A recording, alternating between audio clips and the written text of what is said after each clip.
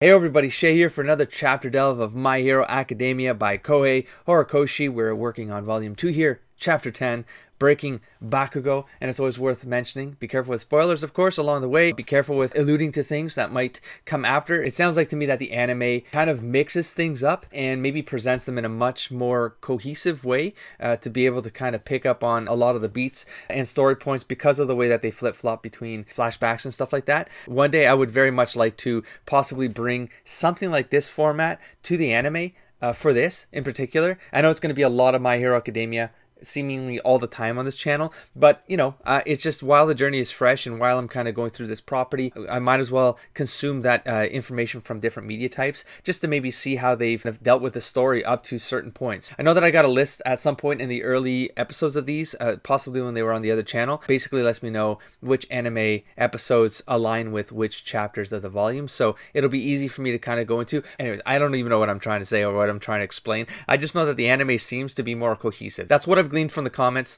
and so it makes me just a little bit afraid when people are kind of helping with things that are going on with the manga, but they might be informed by the anime. And I'm really just trying to assess what's happening, like how this information is presented to me as a reader, so I can analyze purely on the basis of the manga, and even if that means that it sort of like trips up along the way, like I can decouple that as I go, I think very well, because I mean, I know what I know.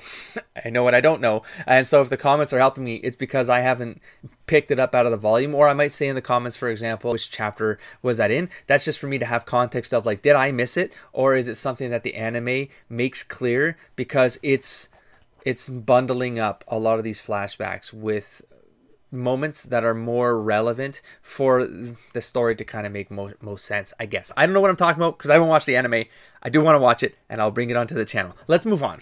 Let's move on. I had too much time spent on the opening. Okay, so we have the UA file here, 02 for Ketsuki Bakugo. We have the quirk here. I was going to say explosionism.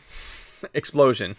He's got specialized sweat glands. We've already read what this is. He sweats, it gets collected in the gauntlets. Original function meaning that Bakugo explosively strong in the summer and a slow starter in the winter. Now, that's a really cool detail, which is, I mean, it's just an interesting detail because, of course, right, the seasons would impact how much he sweats.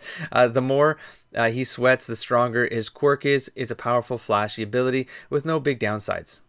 This delinquent's future looks bright. Except he's a delinquent. So, oh gosh, don't do that to the book. What are you, nuts? And we have Bakugo hair explosively spiked. It is pretty explosively spiked, I will give it that.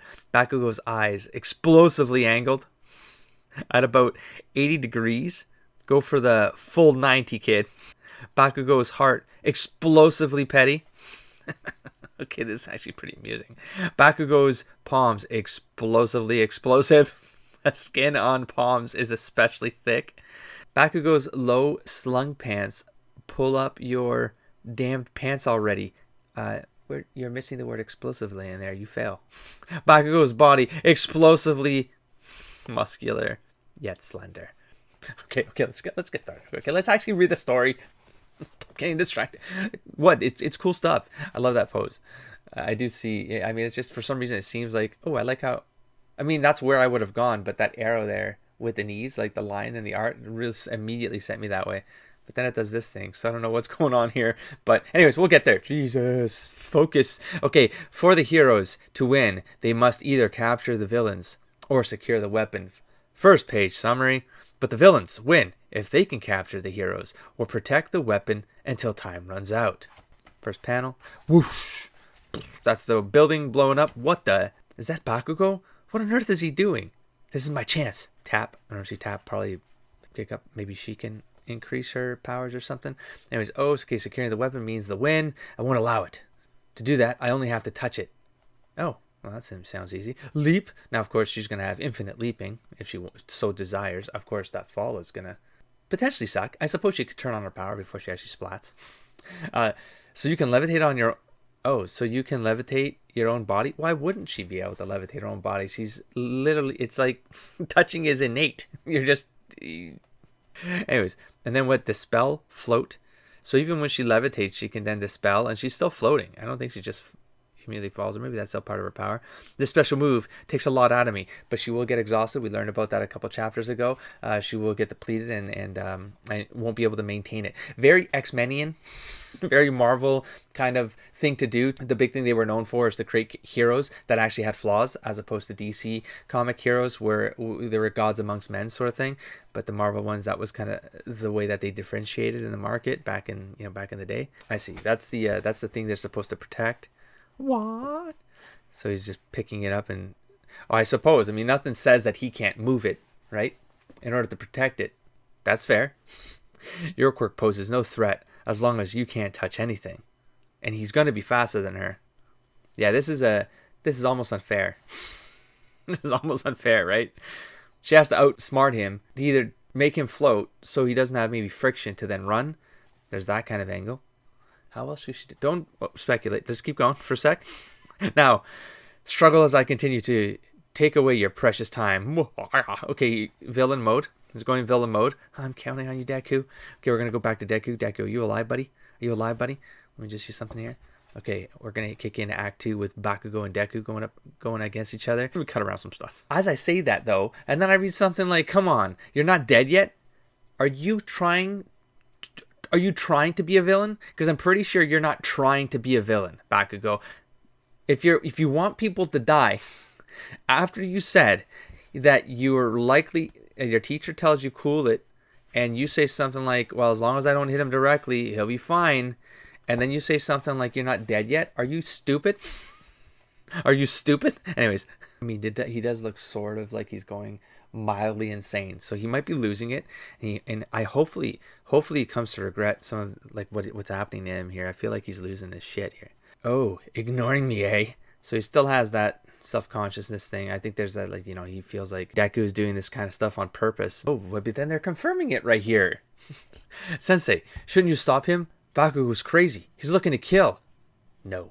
I mean, if people are kind of calling this out, you don't think maybe you should worry about it? Okay, we're having a flashback here. I'll mess you up just enough not to be disqualified. He won't die. Oh, okay. They're calling out what I just said. He won't die if it's not a direct hit.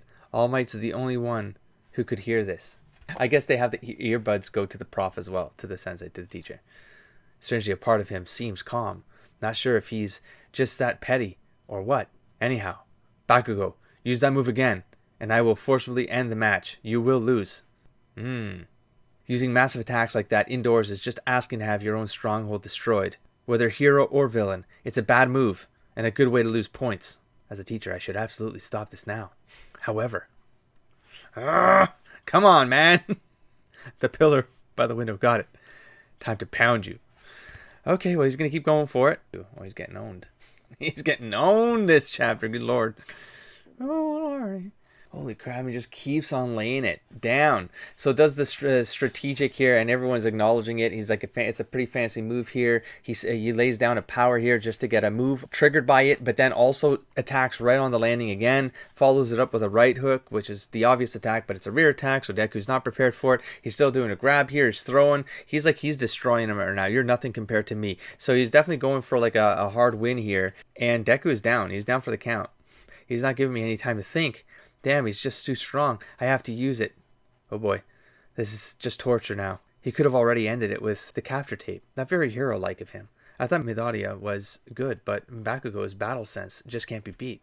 So, I mean, it seems like Deku's got the ability to, if he has time to think, he's a strategician. He's a strategician, right? But he's more instinct-based. So it's not that he's like a dummy when it comes to combat, but he's more like he's intuitive, whereas Deku is strategy. He's running. It's not manly, but he doesn't have a choice. It's odd. Well, so because Deku bails. Why won't you use your quirk? You mocking me? So here we go. Here we got the call out here. We're halfway through. This is the Act 2 moment where this has to come together now. It has to come back to that from breaking Bakugo, which is funny because he's actually breaking Deku right here, but in like pounding on Deku and Deku not using the quirk back, it's actually breaking Bakugo by breaking Deku because Deku's not fighting back, Anyway, so we got 1, 2, 3, 4, 5, 6, 7, 8, Yeah, 9/10. So we're at the midway point. That's why I feel it right away when I'm at halfway point. You get this call, which is basically saying like we've given you the theme. This is about these two fighting, but it's about the winning and losing because of this thing. And it's gonna come back to this Deku Bakugo fight. We know it's about Bakugo because it comes from the previous chapter. That it's about him feeling like he's being taunted with Deku doing nothing, and it's about him kind of.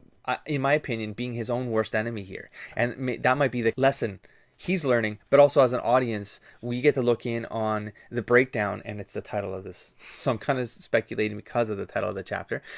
It's a breakdown of Bakugo's psyche. He's doing it to himself. Like he is breaking himself down. And so now we see it here. It comes back to, why won't you use your quirk, you mocking me? Ever since we were kids, you always have. You're wrong. I know you're looking down on me. Just calm down. I should stop them, but I can't take this from him. So that's the sense, All Might. It's because you're so awesome that I want to beat you. Deku is such a wild card, man, with this kind of crap. He really is.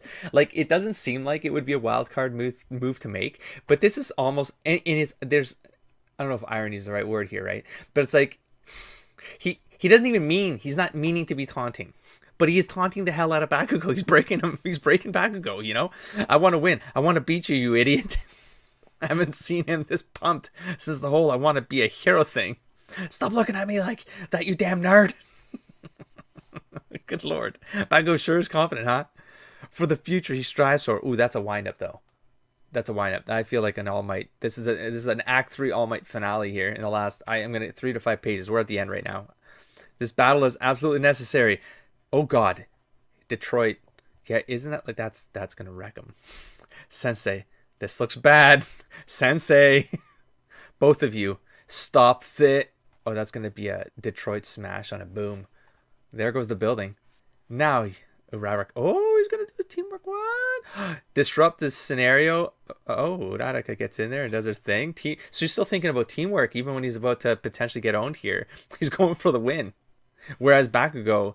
And he is not working with Ida to get the win. He's only thinking about himself. Oh, she's likely listening in. Well, but she wasn't listening into... Well, yeah, she could read into this, I guess. There's going to be some intuitiveness here. She's grabbing onto the pillar. Oh, he says something about a pillar, doesn't he? He's talking to her. Whoa. When I read it, I was like, what is the point of that pillar move? Hold on, I got to find it. Right there. Ah, come on, man. The pillar. By the window. Got it? That was such a throwaway panel. It's this tiny little thing. I'm in the middle of still being caught up in this whole like Bakugo breakdown here. I'm going between an All Might internal monologue of why he's not going to step in. It's almost like he can kind of perceive like to see where this is going to go. I don't know if it's for like even Deku's sake or for Bakugo's sake that All Might is doing this. Time to pound you. But this, I was like, I don't know what this is referencing. He's always, his hand is by his ear. He's doing a, hey, he's telling her, oh. Very cool. Okay, 1-on-1. I still can't measure up. Bam. Where's that punch going? Oh, that's just like, it's not even hitting anything. He might be doing a, when he did a Detroit smash, it made the goop monster dissipate. It wasn't a direct hit on the goop monster. It was to... It kind of does a blast, like a kind of like a boom, like a sonic boom kind of impact, but smash, boom. This is gonna, oh my God. Cracoom, there goes the building. Ida, sorry, gotta improvise. Oh, because she can make it as light as she wants. Oh my God. Comet home run. Dude. You're gonna, oh my God. That's no home run. Oh, Jesus. That sounds insane. Whoa, this keeps going. This is the last page, yeah? Yep. Okay. Shh. Let's see. So, leap. Oh, God. Coming down. That from the start, you've been mocking me. I don't want to use it because I can't, really. The blowback messes me up too much. It's just like Aizawa Sensei said, but it's all I could think of. Well, there goes his arm. Fuck. All mangled up and broken and shit. Secured! Ah, the weapon! The hero. Bang! The hero team wins! And that's how he loses. And down he goes. Thud. But it's like, to win on an individual level, he has lost this competition, which is going to be a massive ego blow. Full news. Invisible character. Oh jeez. Okay. Oh god, is that the name? Can you imagine that wasn't? That's not the name. Okay, so we got Toru Hagako. Hold on. Toru Hagakure. Eh? Yes? No? Maybe so. Close. Okay, behind the scenes. She started out as a dude, but at some point, I realized she'd be a whole lot more fun as a girl. I keep wanting to properly introduce her quirk, but the right opportunity hasn't presented itself. I'm working on it. Future character. Oh, hilarious. All right, so there's another chapter down. I'm getting a little quicker at this, but this was a massive combat scene, so it was just like clip, clip, clip, clip, clip, and it had like one theme, one purpose to kind of get through in all of it in this particular tale, and it did what it had to do. It ended with the Act 3. It kind of closed off about a three-parter for all intents and purposes. The first... that would be the Act 1-ish, just crossing over in Act 2. But I would say, like, if I were to speculate now on the entire volume, these first three chapters, it felt like a pretty good wrap-up of what an Act 1 could be. If, and I'm speculating here, don't spoil me, every time I say that, it would be that this next chapter here, we're going to take a look at some of the other teams probably performing, so we can get introduced to some of the other characters. With that, there might be some personal exchanges maybe in the back room. So while these fights are going on, it might be an opportunity to quickly gloss over those interactions with the other characters and their dynamics and stuff like that. But I don't think that's going to be the main story of Volume 2. I don't think they're going to just like burn away chapters without touching still on this particular theme. If I look at the first one or two chapters and then including chapter 3, the theme here is still about both of these two characters and either an alignment between these two characters, sort of understanding, being able to very clearly express the juxtaposition of both of these characters' sensibilities. The fact that, as I kind of touched on in this particular chapter, because that's where they got to, is that he's a strategician. He's all about strategy. If he has time to think, figure it out, like plan something. And then he's all about instinct and reaction and being able to act on the fly. Those are very opposite strategy plays on the field, but they can also complement. Imagine these two now working together. That's going to be a friggin' epic. I think that's going to be an epic opportunity in the future, and I hope this series does it. But just that particular opening right there tells me that it could be a setup for because they're so like this is like the yin yang. You know what I mean? So there has to be something in my head. Right now, there has to be a story at one point where these two guys, they have to team up, they have to do something, and then it's going to be an epic rundown. So that's a future speculation. But okay, back to the volume then. And then what the Act 3 for me would be about, so Act 2 would be like, as we kind of get introduced to the other characters and get insights on that, they're going to go into the scene, but then they'll pull back and it'll still be interaction between maybe the first four characters we just kind of dealt with. It'll be maybe Uraraka talking with Ida, or it'll be both of these two still talking about things while those other things are going on. They're going to be seeing things, and maybe it's going to trigger thoughts or memories, or they're going to talk about more things, and it's going to get a little bit more personal through the next 3 chapters, let's say 4 chapters, and then that's going to set up what I can't really predict what the last third here is going to be. So the last 2 chapters, maybe 3, maybe a bit into 3 chapters, where it's going to be, I think it needs to wrap this point up here. It needs to have some sort of closure. My gut feeling is it's going to be about these two people. It's still going to come back to them, and it's going to give us some sort of closure that then sets up Volume 3. I'm speculating. But the idea, my perfect kind of like setup here would be that of course, they're still going to butt heads, but it's not going to be from a place of antagonism that we've gotten from Volume 1, that he's just a bully. I think he's not just a bully. I think there's something else going on. I think they're going to get into what that could possibly be and why the dynamic, because he's even saying, because you're so awesome. That's like, he's not even putting him down. You know, he wants to beat him because he strangely enough looks up to this character. So that's going to be an ego boost for him, even though he got defeated. And I think that's going to create some sort of potential synergy here for the future. And I hope they sort of touch on it for Act 3, which is the last 2 chapters or so. and then that's going to give us a good solid setup for what volume 3 could be about. So there's my that's the wrap up for this episode. Thank you again for watching. Thanks for all the support so far. Thank you, of course, for the lights to equal the next volume, so that it encourages me to do the next one. You guys got there again in epic time in 2 days. I wish I could have done this yesterday, but I was only able to turn this around today. But of course, I will try to get around to recording a video as soon as the likes equal the next volume entry, which is the next one is 11. So 11 likes, I start recording the next one. that lets me gauge, the interest level here, because my planning here right now, and I'll talk about it a little bit now, because strangely enough, I did this in a pretty record time. But again, it's because a lot of combat and stuff like that. But so I'm thinking that I'm good with the core names so far. I'm starting like they're logging in there pretty good in the memory, reserves.